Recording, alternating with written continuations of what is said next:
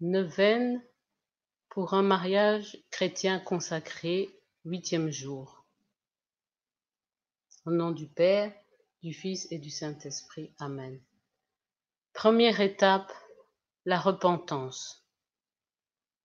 Mon Seigneur Jésus-Christ, vrai Dieu et vrai homme, mon Créateur, mon Rédempteur, puisque vous êtes celui qui est, je vous aime par-dessus toute chose. Je me repens de tout mon cœur de vous avoir offensé. Je me propose fermement d'éviter à l'avenir toutes les occasions de vous déplaire. Je prends la résolution de me confesser et d'accomplir la pénitence qui me sera imposée.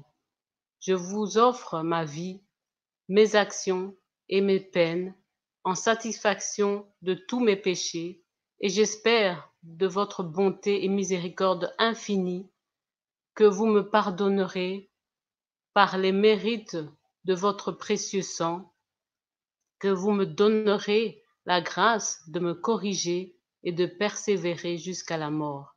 Ainsi soit-il. Deuxième étape, la louange. Je vous invite, mes frères et sœurs, à rentrer dans un moment de louange par un chant ou par des paroles. Et après ce temps de louange, de dire 3 fois Notre Père, 1 Je vous salue Marie et gloire au Père.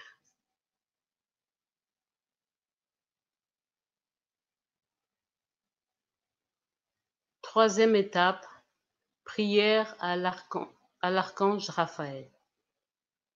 Glorieux archange Saint Raphaël, l'un des 7 princes qui assistent au trône du Très-Haut, obtenez-moi du Seigneur la grâce que je demande dans cette neuvaine, si toutefois elle est conforme à la gloire de Dieu et à votre honneur, sinon, dirigez ma demande et implorez pour moi de notre Dieu la faveur qui convient davantage à sa gloire, au salut et aux intérêts terrestres de mon âme. Ainsi soit-il.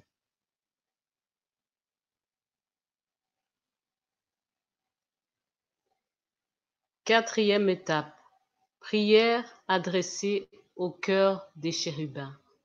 Ô Dieu et Seigneur des chérubins, que vous avez orné d'une science excellente, je vous offre les mérites de ces très sages esprits et ceux, en particulier, de votre archange Saint Raphaël, qui, avec une admirable prudence, manifesta sa sublime nature aux 2 Tobie, leur révéla vos secrets souverains, délaissant ensuite dans l'extase de sa connaissance et pénétré d'une sainte crainte. Je vous supplie d'éclairer mon intelligence par les lumières de ce saint archange, afin que j'arrive à la vraie science qui est de savoir vous servir, vous plaire et vous craindre filialement. Accordez-moi aussi la grâce que je vous demande pendant cette neuvaine, pour votre plus grande gloire et pour mon salut, ainsi soit-il.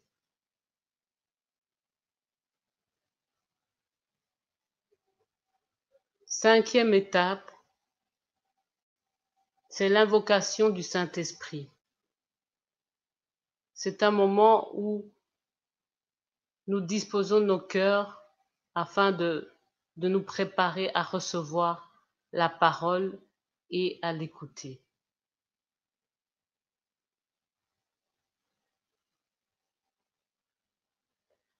La 6e étape, c'est la lecture de la parole. Je vous invite, mes frères et sœurs, à lire Tobie chapitre 13 et Tobie chapitre 14. Après avoir lu, ce sera le moment d'écouter l'exhortation par notre berger, le frère Emmanuel. Ça sera la 7e étape qui est l'exhortation.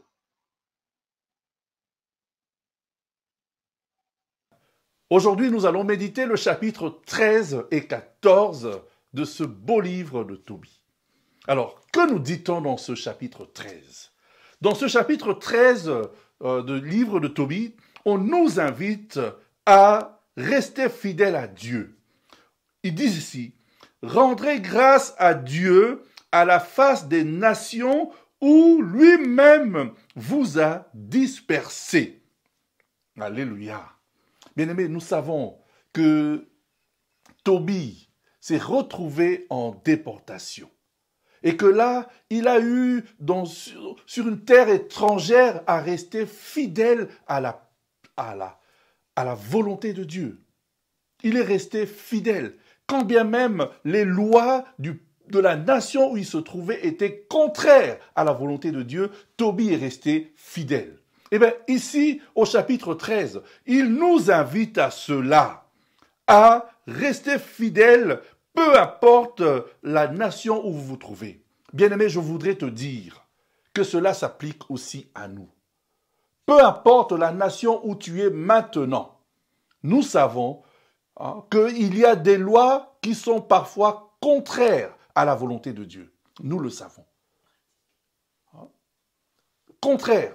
Alors, c'est une invitation ici à ne pas pratiquer des lois contraires à la volonté de Dieu, contraires au commandement de Dieu.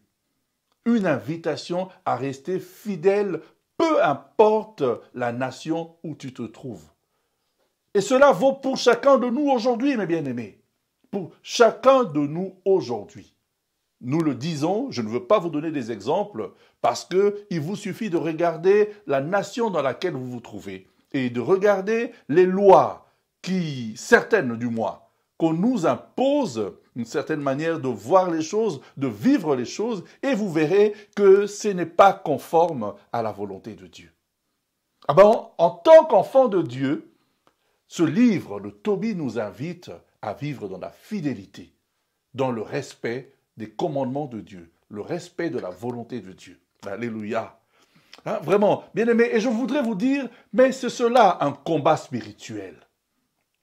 Un combat spirituel entre les valeurs qui sont celles de Jésus-Christ, de Dieu, qui nous ont été inculquées, qui nous ont été apprises par l'Église, et certaines valeurs qu'on veut nous imposer dans certaines nations où nous sommes. Nous avons, à ce moment-là, vraiment à rester fidèles à Dieu. Fidèles à ne pas tomber dans des pratiques, païennes, qui ne sont pas de Dieu. C'est une invitation, mes bien-aimés. Une invitation à rester fidèles. C'est un combat entre la lumière et les ténèbres. Alors, nous sommes invités, nous, à choisir la lumière et non pas les ténèbres. Bien-aimé, dans ce chapitre, je voudrais te dire ceci aussi, et c'est très important. Le mariage pour lequel tu pries, ce n'est pas une finalité en soi. Donc, ce n'est pas parce que tu vas rentrer dans un mariage que c'est fini. Je voudrais te dire que le mariage est un chemin de sanctification. C'est un lieu de sanctification. Tu y rentres, mais alors, dans le mariage, comme si tu te trouvais dans une nation, tu es invité dans ce mariage à vivre dans la conformité à la parole de Dieu. Et à ne pas se détourner, à ne jamais se détourner de la loi de Dieu. Voilà ce à quoi on nous appelle. C'est une bénédiction, c'est vrai. Le mariage, nous dit-on, c'est un sacrement institué par Dieu. Sacrement comme signe de la présence de Dieu. Donc, le mariage est voulu par Dieu. Seulement, une fois dans le mariage, nous avons à vivre comme des chrétiens, comme des personnes qui craignent Dieu. Alléluia. Voilà, mes bien-aimés, c'est important. C'est important pour nous tous qui cheminons de ne pas oublier Ne te dis pas, j'ai reçu mon mariage et c'est fini. Alléluia. Voilà, ça c'est le chapitre 13. Je voudrais maintenant vous dire ce qui m'a touché dans le chapitre 14. Dans le chapitre 14, on nous invite à servir Dieu en vérité. Alléluia. Qu'est-ce que c'est beau. C'est là le testament que Tobie donne à son fils. Il est à la fin de sa vie. Il se sent partir. Il appelle Tobie et lui donne ses recommandations. Servez Dieu en vérité. Donc, en parlant comme ça, il parle à Tobie, à sa femme Sarah, à leurs enfants. Il dit à Tobie, mais ordonnez à vos enfants de pratiquer l'aumône. Bien-aimés, nous revenons à l'aumône. Nous revenons à l'aumône, comme pour nous dire, mais peu importe, et le Christ nous invite à cela aussi à travers Saint Paul, peu importe les qualités, les dons que nous pouvons avoir, si nous n'avons pas l'amour, si nous n'avons pas la charité, cela ne nous sert à rien. Bien-aimés, important, l'aumône. Je rappelle ce qui avait été dit, mais faites le bien et le mal ne vous atteindra pas. Donc, quand on pratique l'aumône, quand on fait le bien, ben, le mal ne nous atteindra pas. Oh, quelle vérité! Et donc, bien-aimé, n'oublie pas, c'est une invitation et c'est le testament que lègue ici Tobie à Tobie, son fils. Il dit, n'oubliez pas de pratiquer l'aumône.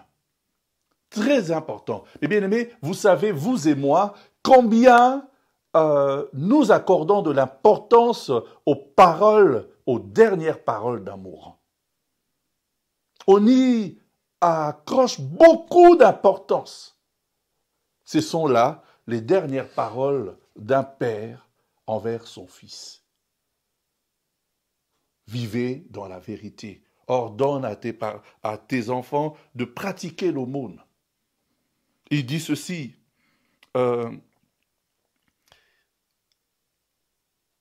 faire des bienfaits. Alléluia. Et bien aimé, important. Dernière parole. Alors je voudrais terminer en disant ceci. Nous avons vu que Azarias, c'est comme ça qu'il s'est présenté, était en fait un ange. Beaucoup ne croient pas en l'existence des anges. Je voudrais vous dire, mes bien-aimés, que si vous étiez dans le cas, que ce texte nous serve de leçon et que nous croyons que nous avons ce que nous appelons, nous, des anges gardiens. Et si nous croyons qu'ils sont là, ben nous pouvons leur demander de, non pas d'intercéder, mais de présenter nos supplications. Parce que c'est cela que dit Raphaël. Il dit, mais à chaque fois que tu priais, quand tu priais, c'est ce que je faisais, je présentais tes supplications à Dieu. Voilà donc un rôle important que ceux des anges.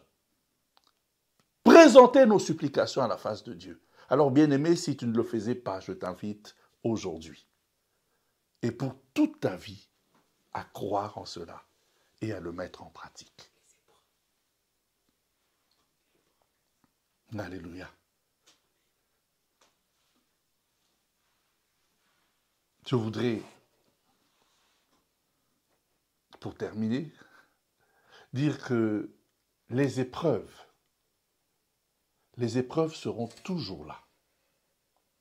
Mais si, dans l'épreuve qui est la tienne, parce qu'on voit le fait de croire n'a pas exempté Tobie des épreuves, il a connu des épreuves.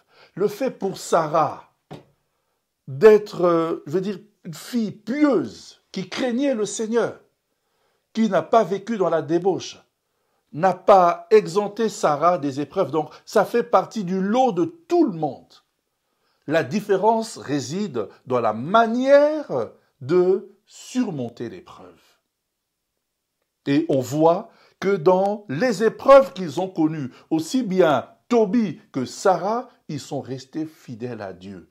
Ils ne se sont pas détournés de Dieu ils lui ont adressé toute la confiance et leur prière. Alors je prie pour qu'il en soit ainsi pour nous tous. Amen.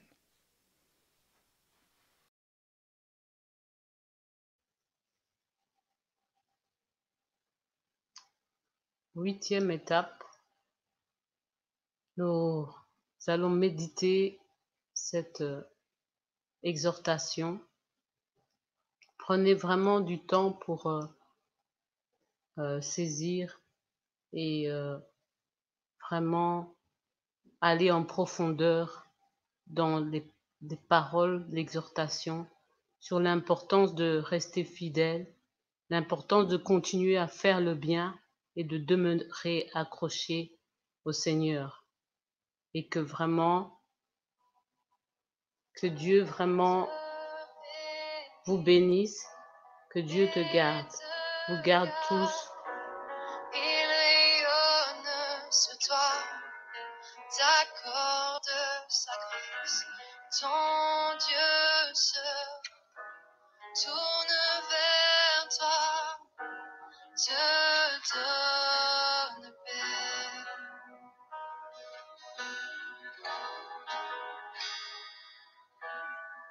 Dieu te bénit et te garde. Il rayonne sur toi, t'accorde sa grâce. Que Dieu vraiment nous accorde sa grâce de demeurer en lui et de pouvoir rayonner de sa présence. Bonne soirée à tous. Amen.